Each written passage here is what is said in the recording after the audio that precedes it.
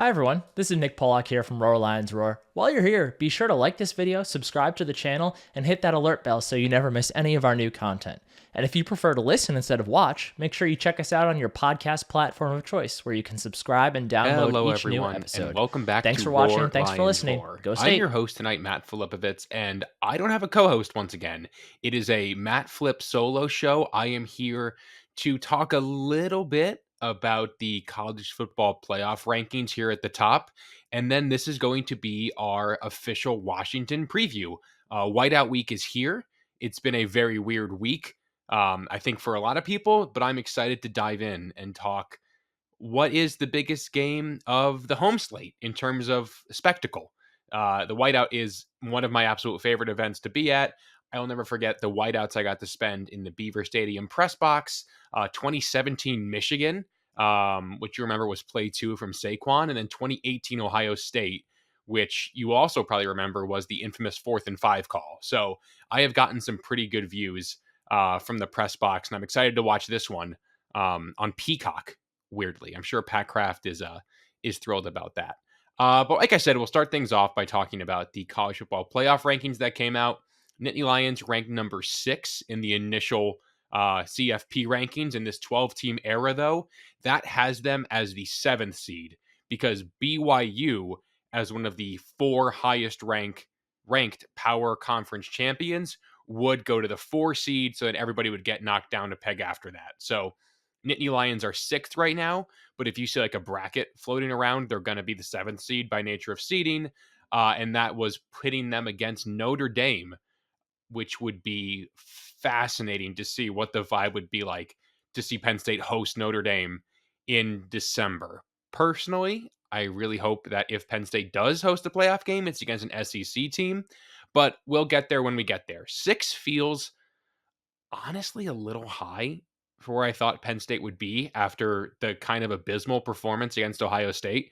Again, these rankings don't matter just yet, but them being in 6th right now makes me think that Penn State and the committee views them the same way, that they're a good enough team to where if they were to suffer a second loss, they'll still be in the field of play.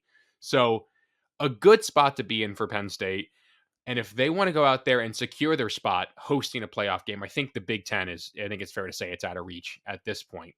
But if they want to take that next step, they're going to have to beat a Washington team that is still trying to find their identity in the new Big Ten. The Huskies, this is game 10 for them already. It's game 9 for Penn State, given the bye week situation.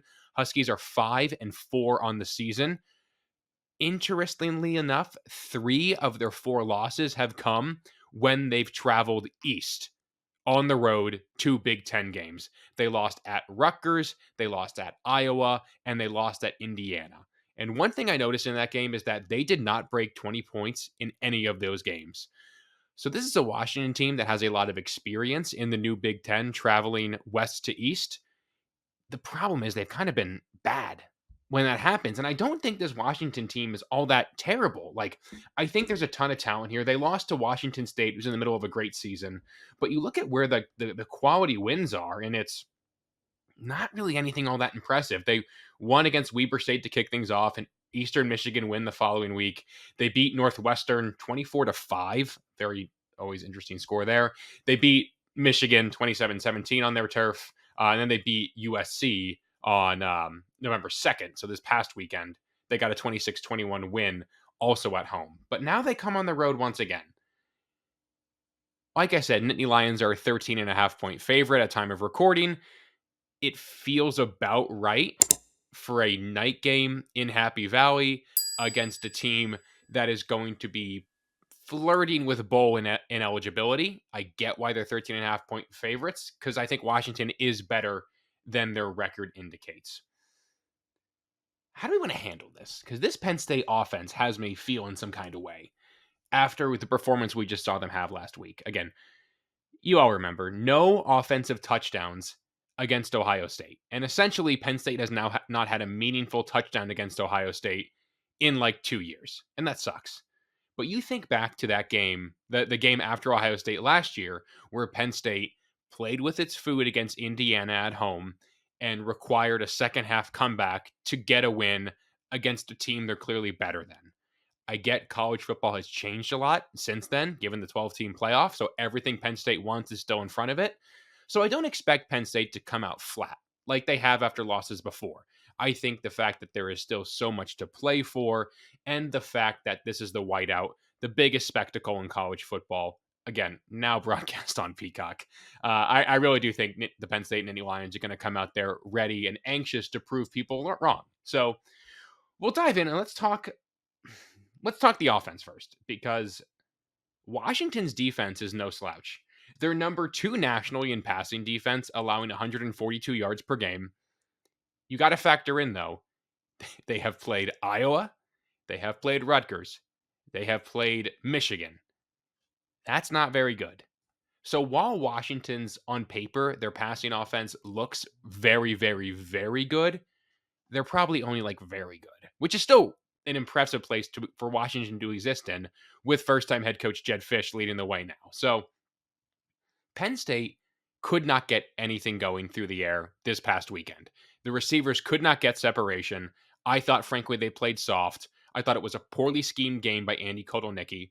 He didn't really throw anything Tyler Warren's way until the final meaningful drive of the game for Penn State, when finally they got him in one-on-one coverage and Aller kind of just threw it up to him, and the kid made a play like he always does. So what I want to see from this Penn State offense is marginal steps forward. Again, for a unit in the Washington secondary that's allowing under 145 yards per game, you're not going to get a whole bunch of explosive plays through the air. And frankly, I don't think Penn State's offense can have that gear just yet. I still think they're figuring themselves out.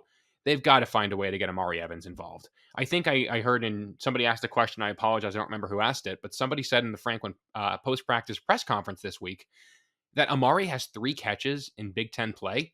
Like, dude, it's November 7th at the time of recording. That's not what I expected out of a guy who is going to be Penn State's wide receiver 3, the big play threat in Andy Kotelnicki's offense. So they need to do something there to get him going. I don't know what that would look like yet, and I don't know if this is the game to do it, but I don't think they're going to be able to get a ton of chunk plays. I think it's going to be a lot of what we've seen a lot of this season, where Penn State is going to find a lot of 13 to 17 yard gains, mostly created via scheme by Andy Kotelnicki, but he has to call a better game than he did last week for that to be a possibility.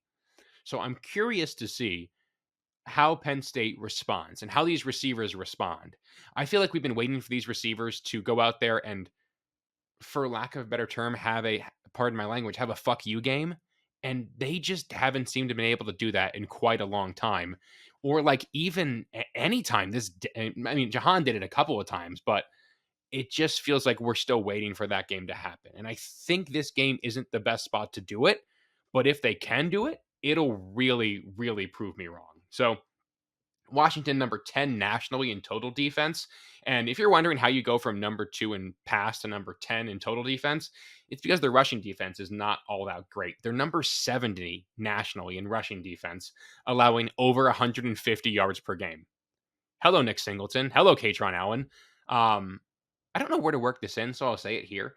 Corey Smith has secured his red shirt. So there's the first reinforcement of the year for the Penn State running back room. I think Corey Smith is going to get some carry in this game, because I don't think Katron Allen or Nick Singleton need to shoulder the load, especially if Penn State wants to make a run in the playoff. So I think Corey Smith is a guy I'm watching against this Washington run defense, should he get a couple of carries, again, which I do think he will. But that's for like the third and fourth quarter. The stars of the show are going to have to be Nick Singleton and Katron Allen. Singleton hasn't looked right since Illinois. I think we can all agree with that. He's clearly dinged up with something. I do wonder what his explosiveness really is at this point of the season. But if he can hit a couple of big runs here, I like what that means for where Penn State's offense can go in this final stretch of the season. Like, there's 4 games to go. It's a whole third of the season. You can change a lot of narratives, and you can change the way people feel about the season you're having in a third of a season. That's so much football to be played. So Singleton especially is a guy I'm watching here to see if he's going to be able to go out there and find the big runs. Again, this Washington front, it's coached by Bill Belichick's son, which is kind of crazy that a Belichick is in college football, and in the Pacific Northwest, no less, considering all the years they spent in Boston. But I do think that Singleton and Allen need to generate, let's call it 6 explosive runs. So 6 plays of 10 or more. And not like catching the ball out of the backfield, not passing plays. Strictly, we are going to figure out how to run the football better. I saw Parker Fleming at Stats of War released one of his like famous charts at this point. At least that's how I view them. I think they're fantastic data points. And essentially, one of the charts showed that Penn State's run blocking is not good enough given the kind of scheme Andy Kotelnicki is running. So there's a lot of issues that the running game I didn't think they would have based upon those first few weeks of data, but this offensive line, this running game needs kind of like a neck crack game after they were bottled up against Ohio State once again. And I get Jim Knowles is a great defensive coordinator, but that was unacceptable last week. So similar to the vibe I have around the receivers, I want to see the Penn State ground game led by Singleton and Katron Allen go out there and get a ton of yards when the opportunity comes. I think the Bo package can make a return this week. I have this number pulled up, and this kind of surprised me, considering the Washington defense is overall pretty good. They're number 126 nationally in tackles for loss. That's like bottom of the Big Ten level stuff. There's only 133 teams in FBS football. They don't even hit 4 tackles for loss a game. That's like hard to do. So that's why I think the Bo package can return this week, because the Bo package, for lack of a better term, can kind of be feast or famine. And when it shows that the defense you're up against isn't really able to create the famine part of that, I think that's going to allow Penn State to kind of reestablish the Bo package, maybe around the goal line, maybe in third and short, to go out there, push forward, and get the yards they need to keep drives alive. They did not do that well last weekend. So this feels like a place where they can refine their footing there. So the Penn State offense has a lot to show me this week. Again, I really don't believe you should judge somebody based upon their worst day at their job. And I think Andy Kotelnicki gave us the worst day at his job last weekend. And I'm really anxious to see how they bounce back, because I think Andy Kotelnicki is a guy who will swallow his pride, unlike I think previous offensive coordinators at Penn State were or didn't have the ability to do, and say, I was wrong. I messed this up. Let's go back to the drawing board and let's figure something out. So I want to see the fun return to the Penn State offense like we had for most of September and a lot of October. So that's where my head's at for the Penn State offense. In terms of player to watch, Corey Smith is one that I mentioned off the top. But like I said, this Penn State receiver room needs to have a game where they play like they can compete for playoff wins down the line. So Trey Wallace, he's received a lot of criticism, I think, for how the fade to him that was picked off by Igbinosun happened last weekend. I want to see Trey Wallace bounce back. That's a guy I'm watching on offense to see if he can go out there, if he can shake it off and say, no, I am the player that I was against West Virginia. I can be a number one receiver for this team and take this team where it needs to go. I feel like a lot of us have been projecting that he can be that. But let's be frank, it's November 7th, again, like I said, and he hasn't showed us that all season long. So that's a guy I am watching in an interesting schematic spot against the Washington defense that, again, is very good against the pass. I think that their numbers are a little bit inflated by nature of who they played. But this is an opportunity for Trey Wallace to kind of put those demons behind him and set himself up for a big run down the stretch. And if you're going to the Whiteout this week, which I hope you are, it looks like it's going to be overall pretty nice weather, but it's probably too late to get some extra layers now. But if you want to get something for a friend, family, loved one for the holidays, I am going to recommend our friends at Home Field Apparel. Home Field makes some of the coolest collegiate apparel in the marketplace today: crew necks, hoodies, coaches jackets, bomber jackets, the Penn State Whiteout bomber jacket. I know some folks who have gotten it. Looks very sharp. I wonder if I'm going to see any of those in the stadium shots this upcoming weekend. Corduroy hats, pretty much any kind of article of clothing under the sun. And they don't have just Penn State gear. They have great gear from almost every college you can think of, and they are always adding more. They really do take the time to go through the archives, find old logos, and really honor your school with unique and cool vintage merch. And again, our listeners can get 15% off their first order with promo code RLR24.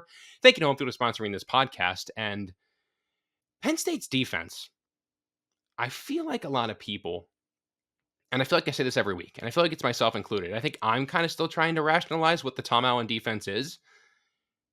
They played really well last week. They had like 2 bad drives, which is like 1 bad drive more than Manny's defense has had, which I think maybe is why a lot of us are feeling a certain kind of way. But against a Washington offense that is talented, like Will Rogers is a ball player. You have the numbers pulled up here. The number 24 nationally in passing offense at 280 yards per game. They're allowing just 2 sacks a game. Pretty good. They have just 7 turnovers on the year, so they're very good at taking care of the football. But they are number 76 nationally in rushing yards per game. Will Rogers came from Mississippi State under the Mike Leach offense. So, like, you think back to what those Mike Leach teams always were. It was throwing the football. It was essentially 80-20 pass run split. So it makes sense that Rodgers is a guy who's been very, very good at distributing the football. And it makes sense that the offense is built to his strength. I have his numbers pulled up right here. Give me 1 second.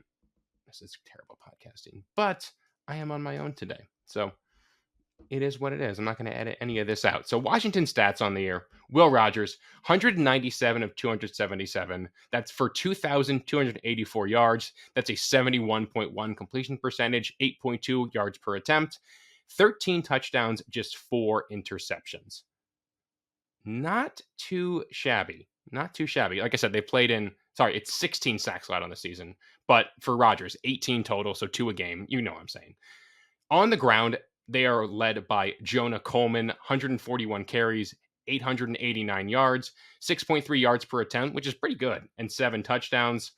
In the passing game, Denzel Boston leads the way for them, not in terms of total catches. That honor belongs to Giles Jackson.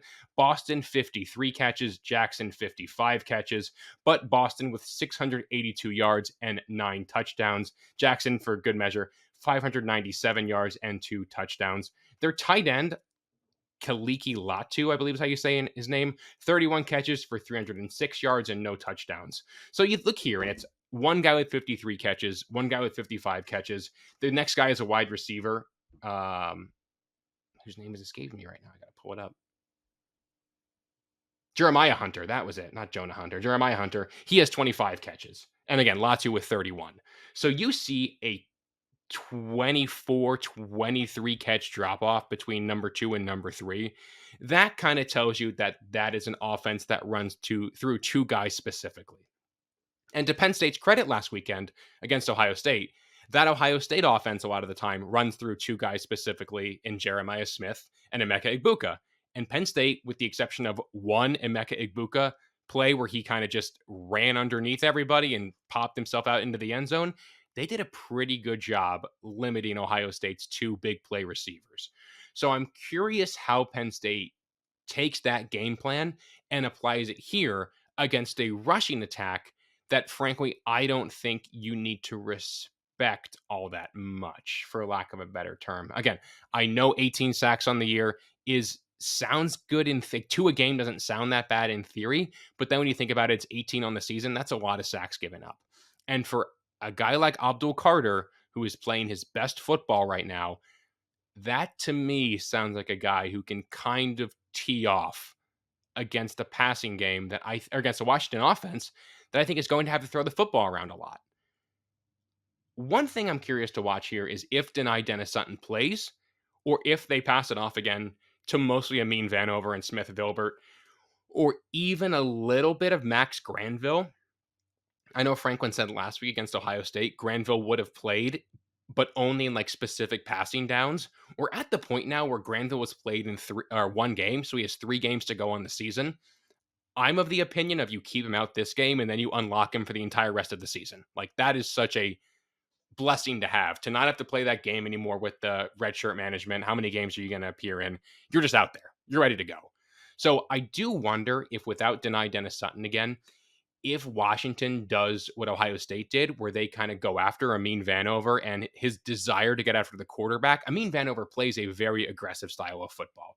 He's played that for a long time. It's what led to a lot of his high success havoc rate he had last year. I think he learned a lot of lessons after what happened against Ohio State. And I want to see if he can clean that part of his game up, because then I think Penn State can do a really good job shutting down this Washington offense. Rodgers is very good at not putting the ball in harm's way. And that's been a recipe for success against Penn State a lot of the time. Like, you think back to the Bowling Green quarterback, low risk throws, distribute the football quickly, get it to your athletes in space, and you can put up a couple of points. I get that game was like 2 months ago at this point, but that's a blueprint that is going to work no matter what. Efficient throws, quick throws, experienced quarterback who's made a lot of those throws and who's run the gauntlet of the Big Ten and the SEC. I think multiple times over in the SEC at least. So getting after Rodgers and forcing him to speed up his internal clock, I think is going to be of really high importance. The Penn State secondary is playing at a really high level right now, especially a guy like Zion Tracy, who had that pick six last week. Elliott Washington's been playing good football as well. I know a lot of people are going to remember the bad penalty he had last week with the unsportsmanlike conduct after the play, but AJ Harris, he's been playing pretty well. Zakee Wheatley is taking a lot of steps. Jalen Reed, an absolute dog. I'm excited to see him go out there and play in his last whiteout. And then if Penn State is going to shut down Washington's rushing attack and force them to be truly one-dimensional, a guy I'm watching pretty closely is going to be Zane Durant. No surprise there. He's been playing phenomenal football all season long, but what he does up front makes it very hard for teams to run anywhere near the middle of the field. Like, you see how Ohio State got their chunk plays. They had to pitch it to the outside and put edge rushers in conflict. I don't think Washington is built to do that a lot of the time. You look at some of the rock fights they got in against like a Michigan, against a Rutgers. They kind of won a rock fight against USC last week. They want to do things a very specific way. And I think Zane Durant can eliminate any running between the tackles. Alonzo Ford, too, after the game he played against Wisconsin. Those are a couple of guys I'm looking at to see how they handle this kind of environment. And then player I'm watching on defense in an interesting schematic spot. I think for me, it's going to have to be Tony Rojas. I think it's clear he's hurt. Something's not right there with him, and I'm dying. I feel like I keep on saying I'm curious to know, but I am curious. You're always looking for more data points. It's such a short season. Like, and again, it's crazy to me that this is going to be game 9. Yeah, game 9. Oh my god, season is flying by. It's game 9, right? Washington, Purdue, Minnesota, Maryland. Yeah, game 9. Yeah, I'm not crazy. I feel like I'm always looking for more data points. And it's clear Rojas is hurt. And I want to know what he looks like when he's not. And I don't know if I'm going to be able to get that answered anytime soon. But if Tony Rojas can go out there and play a complete game where he has to drop in coverage a ton, if he has to stop a lot of things underneath, I think we can finally see Tony Rojas play like the player a lot of us expected him to be this year. I feel like Jalen Reed's been that guy to play in the box and make a lot of plays and make all these splash plays, sack the quarterback, get some picks, make big plays in space. If Tony Rojas can be a second person on that defense to make those kind of plays, this Penn State defense can continue to just keep getting better, keep developing, and keep being a unit that is going to be able to keep Penn State competitive in any game that they play. Again, there's nobody on defense who is at the redshirt secured mark yet, who I think can factor in as the season goes along. I think Granville would have been the guy I would put here, but he does have that one game under his belt.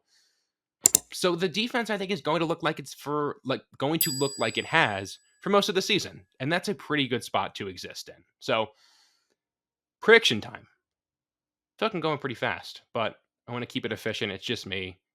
You guys hear me blab a couple times every week. Thank you for listening. 5 stars on your podcast platform of choice. I've thought a lot about this one. It's been a long time since Penn State had like a neck crack. Like, after they go out there and they lay an egg, I feel like maybe you can call it Michigan State 2023 was a good neck crack where it's like, all right, everything's back to normal. But that was the last game of the season. So I don't know. I don't know if I would qualify that as a neck crack game, but I want this game to be that. I don't know if it will. I think Penn State traditionally comes out a little bit flat, and I think the whiteout is going to negate a lot of that. But I would not be surprised if I see the Penn State offense go through a bit of an identity crisis after what happened and start feeling some new things out. seeing if there's new things that work, seeing if Andy Kotelnicki can find new ways to get points on the board. Because clearly, same as it ever was, will work against a lot of the schedule. But Penn State needs to recognize that if they want to get where they're going, same as it ever was won't work against the top dogs in the sport. And I think at home, at night, against a Washington team that is, I think, underrated, but still shouldn't be able to keep this game competitive late into even the third quarter, I want to say. I wouldn't be surprised if Penn State's offense messed around a little bit, tried some stuff out, reinvented themselves, for lack of a better term. Not like fully, but like, you know what I mean? Try some new stuff, mid-season. So my prediction, I'm going to say Penn State 34. That feels too high. Penn State 27, Washington 11. 27-11. Penn State wins. That gets them to barely cover the spread. I think Penn State gets their points through two explosive plays, one by Katron Allen. I was singing Nick Singleton's praise for the guy with the explosive run. I think Katron Allen is a guy who can rip off like a 30-yard gain here for a big touchdown in the whiteout. And then Whiteout Warren. Tyler Warren scores in like every single whiteout. He had a rushing touchdown against Auburn. He had one against Minnesota. I forgot who the whiteout was a couple years back. One against Minnesota in 2022. He had two against Iowa. I think he keeps it going. I think he has like a 50-yard touchdown reception and continues to make his case for the Mackey Award for the best tight end in college football. So give me Penn State. Give me Penn State to cover. Again, the game is set for an 8 p.m. Eastern kick, streaming on Peacock. How mad do you guys think Pat Kraft is about this? You make the Ohio State game noon. Everybody's miserable. And then the consolation prize for it is your biggest game. Arguably your biggest marketing tactic in the whiteout is now behind a paywall on Peacock. When I think the NBC game is like Oregon, who's going to blow somebody out on the road.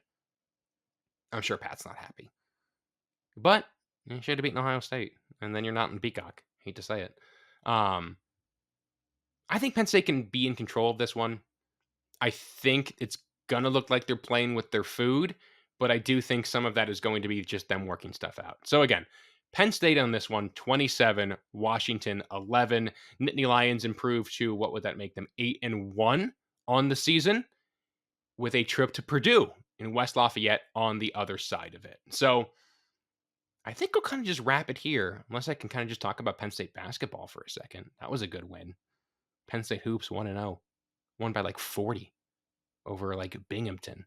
It wasn't Binghamton, it was somebody else, but it was an impressive win. Penn State basketball. Maybe I'll do these solo shows all winter long where I just talk about Penn State basketball. The game was on like Big Ten Plus. I didn't get a chance to watch, but Penn State hoops, shout out to them.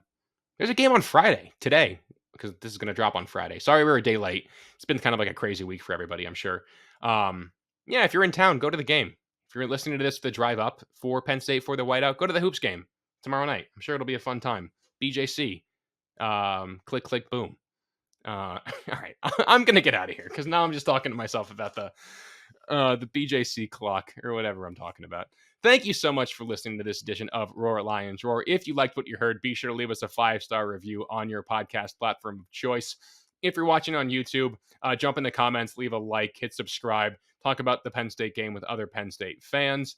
I'm excited for this one. Again, I think Penn State is going to win 27-11. Washington has played Penn State one time prior in the James Franklin era in the 2017 Fiesta Bowl. You may remember Saquon Barkley had like a 94-yard run in that game and ended with a Brandon Smith fumble recovery. So it's cool to see that. Of the 4 new Big Ten teams, I think Oregon is the one everyone kind of views as, the cream of the crop of that group. But I think Washington is clearly close to that tier as well. So it's going to be cool to see a new national brand come to Beaver Stadium. If you're traveling to the game, drive safe. Enjoy the ride. I'm sure it's going to be beautiful fall foliage up there to State College. And thank you to Homefield for sponsoring this podcast. Promo code RLR24 for 15% off your first order. Thank you so much for listening. I've been Matt Flipovitz. Take care, everyone, and go State.